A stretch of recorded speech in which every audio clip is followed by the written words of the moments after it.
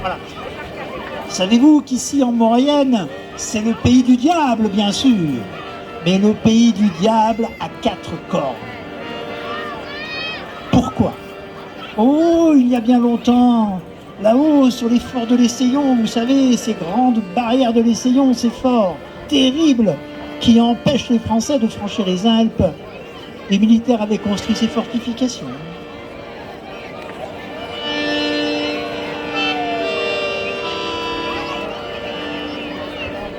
Mais entre la fortification qui est sur la rive gauche de l'Arc, la rivière, qu'on appelle la redoute Marie-Thérèse, et celle sur la rive droite que l'on appelle le fort Victor-Emmanuel, l'Arc, la rivière, a creusé un sillon très profond, une gorge abominable.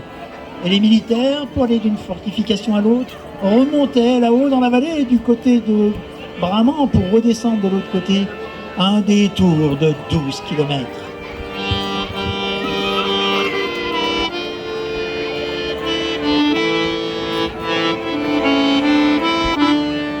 Alors ils ont dit on va construire un pont.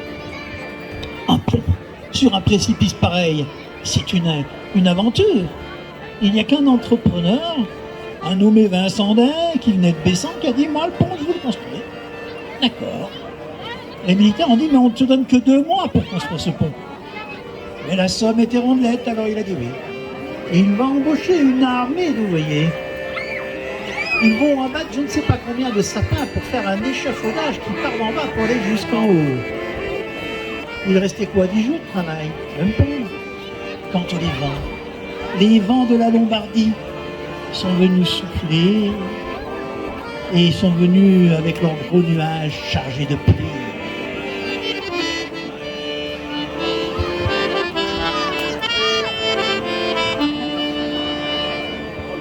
Et quand ils sont arrivés là, sur la chaîne frontière des Alpes, ils se sont éventrés. Ça a été un véritable déluge. Les ruisseaux se sont mis à déborder, les torrents aussi.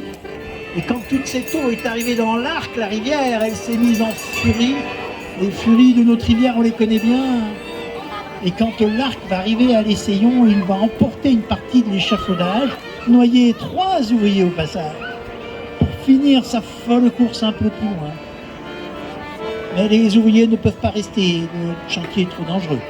Et pourtant, il ne reste que 8 jours, pas plus, pour finir le pont.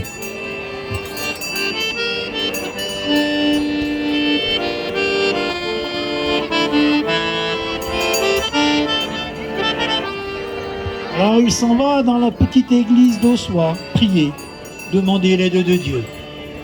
Mais il était meilleur pour les ponts que pour la prière, puisque Dieu ne se manifestait pas.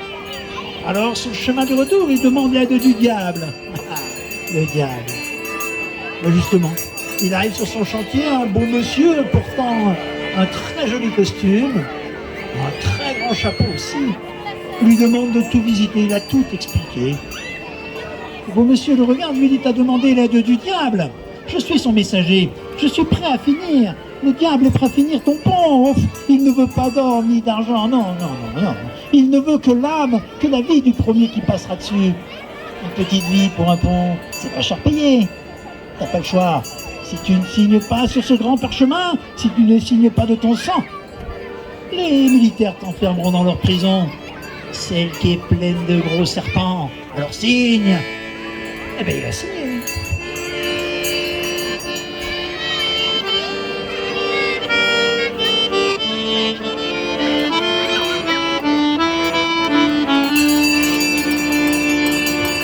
Et le jour dit, ils sont descendus avec sa femme. Oh, la pauvre, elle était malheureuse. Et tout matin, ils étaient là. Le pont était fini. Ils enjambaient l'Arc. Un beau pont, là.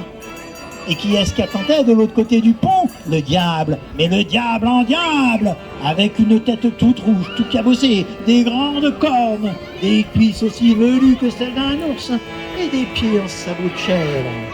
Le diable attendait.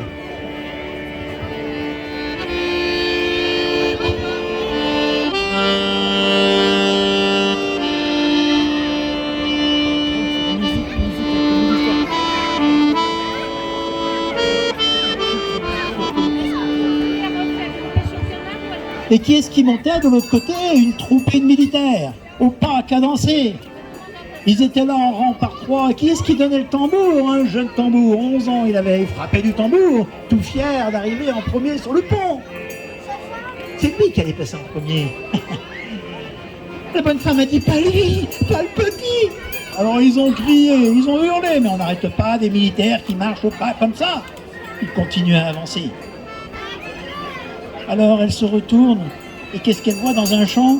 Un troupeau de chèvres. Elle a une idée, elle bondit au milieu du chèvre et elle traîne le bouc à l'entrée du pont. Mais qu'est-ce qu'il a vu, le bouc, de l'autre côté du pont? Il n'a pas vu le diable, il a vu une bête à cornes aussi vilaine que lui. Il a simplement cru que c'était un autre bouc qui venait lui prendre ses chèvres. Alors le bouc, dans sa folie, va traverser le pont au triple galop, va embrocher le diable, et tous les deux vont tomber dans le ravin, dans un cri terrible, dans des échos abominables.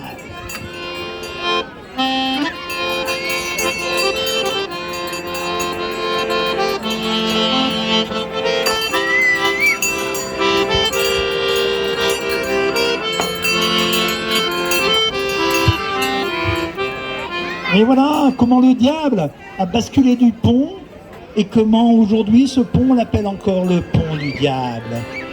Mais le diable est immortel, et lorsqu'il va ressortir des profondeurs du trou, il ressortira avec 4 cornes. Les 2 cornes, comme il a par ailleurs, plus les 2 du bouc qui lui sont restés. Et vous savez ce qu'on dit dans notre belle vallée de la Maurienne? C'est que chez nous, les femmes sont encore plus malines que le diable.